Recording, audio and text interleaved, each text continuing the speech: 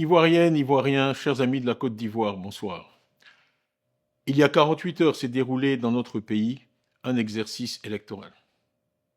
Cet exercice électoral a eu lieu dans un climat de peur et a été marqué par une faible participation, visible par et reconnue de tous.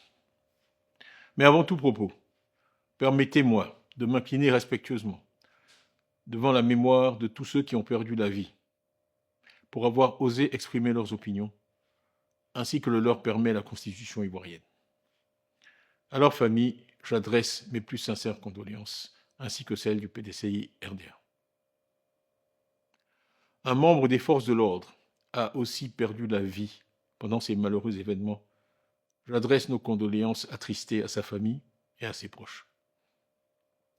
Mes pensées vont aussi à tous les blessés, à tous ceux qui ont perdu leur maison et leurs biens, et à ceux qui sont emprisonnés, certains pour s'être opposés au 4e mandat, d'autres pour avoir dit ce qu'ils pensaient, et d'autres encore sans aucune raison visible. À leur famille, nous apportons notre compassion, notre soutien, et notre promesse solennelle de lutter pour leur libération par tous les moyens légaux disponibles. À toutes et à tous, je souhaite exprimer ma gratitude pour votre patience, pour votre courage et pour votre foi inébranlable en la démocratie. Merci de tenir bon, merci de croire en notre idéal de nation et de refuser d'accepter que les voix de millions d'Ivoiriens soient réduites au silence. Mais parlons franchement, ce qui vient de se passer n'est pas une véritable élection. Et ce à quoi nous avons insisté ne fait pas honneur à notre pays. Avec le PPACI et le président Gbagbo, le PDCI-RDA dans le front commun n'a cessé d'œuvrer pour éviter la situation où nous nous trouvons aujourd'hui. Les faits sont clairs. Le président Alassane Ouattara a brigué un 4e mandat, controversé. J'ai moi-même été rayé des listes électorales par un tribunal. D'autres figures de proue de l'opposition, au premier rang desquelles Laurent Gbagbo, Afine Guessan, Vincent Toby Irié, Assalé Tiemoko et beaucoup d'autres, ont également été empêchés de se présenter. Partout dans le pays, depuis le 2 octobre, les manifestations ont été accueillies par des gaz lacrymogènes, des arrestations massives et une répression brutale. Au 25 octobre, les autorités faisaient état de plus de 700 personnes arrêtées, de dizaines de personnes gravement blessées et de vies perdues. Ivoiriennes, Ivoiriens, mesdames et messieurs, cet exercice électoral a divisé notre pays. Une nation qui pendant près de 2 décennies a lutté pour retrouver sa paix et son unité.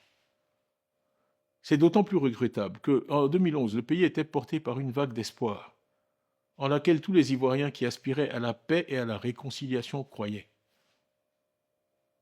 Mais aujourd'hui, malheureusement, force est de constater que des divisions se sont creusées, des communautés sont dressées les unes contre les autres. Des expéditions punitives ont été organisées.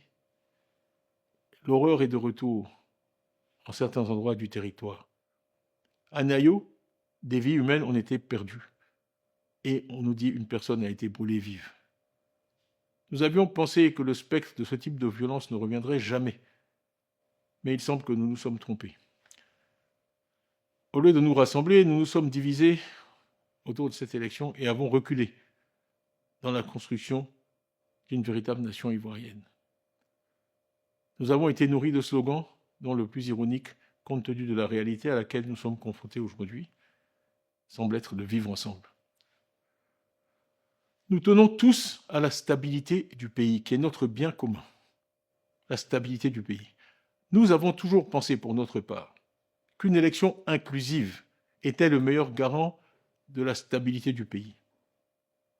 Et que la continuité, rassurante en apparence, pouvait conduire à l'instabilité, car la soif de changement du peuple ivoirien était réelle. Et les faits récents semblent malheureusement nous donner raison.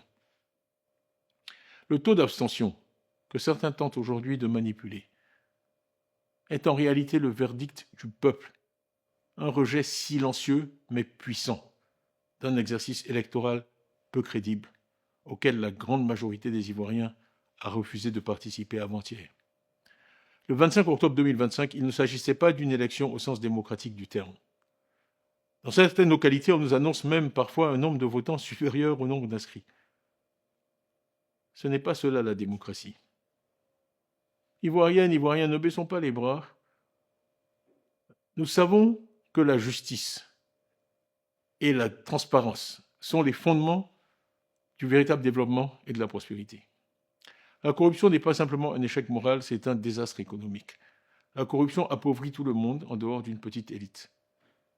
Si les milliards financés par vos impôts et parfois détournés par certains s'investissaient en Côte d'Ivoire plutôt que dans des immeubles et propriétés à l'étranger, notre pays irait mieux et l'abstention ne serait pas à des niveaux records. Des routes dans le nord et dans l'ouest, à Soubré, des centres de santé dans nos villages, des écoles de qualité pour nos enfants auraient été construits. Nous ne pouvons pas permettre que les richesses de notre nation soient détournées alors que notre peuple vit dans la misère. C'est pourquoi aujourd'hui, j'appelle toutes les forces vives de notre nation, les partis politiques, la société civile, les chefs religieux, les chefs traditionnels, les jeunes et les femmes surtout, à s'unir. Nous rejetons la violence. Nous rejetons la violence parce que nous croyons au pouvoir de nos idées, à la force de l'unité et non au langage de la peur ou des armes. Il n'y a qu'une seule façon de vaincre la fraude, la transparence et les faits. Là où règne le mensonge, nous apporterons des faits. Là où règne la peur, nous apporterons de l'espoir.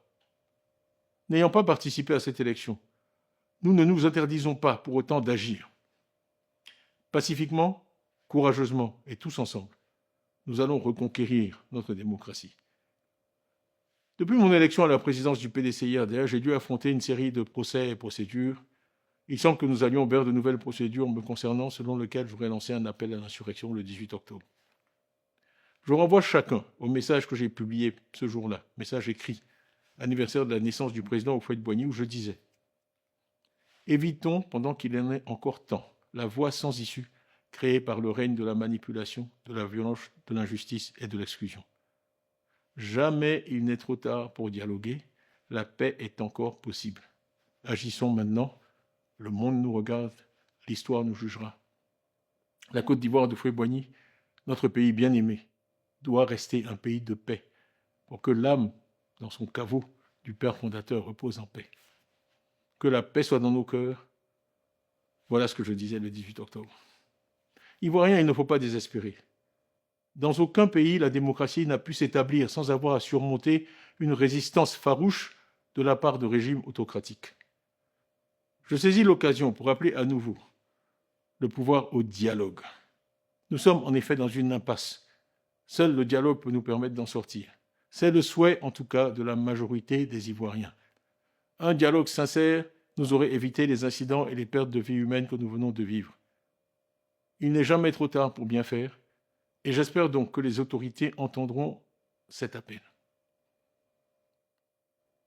Les morts, les blessés, les prisonniers, les rancœurs sont la conséquence du refus du pouvoir d'entendre l'appel lancé par l'ensemble de la société ivoirienne, y compris même parmi leurs partisans.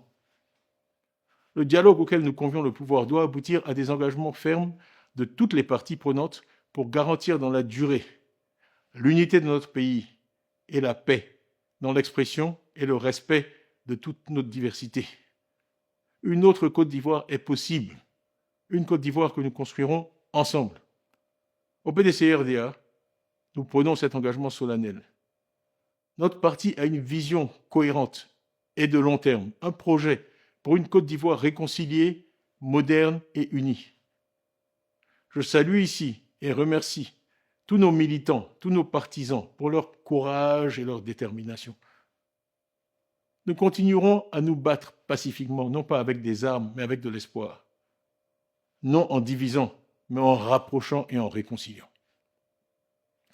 Ivoiriens, chers amis de la Côte d'Ivoire, nous venons de vivre un moment de notre histoire qu'ensemble, nous transformerons, j'en suis sûr, en un moment d'éveil et de renouveau.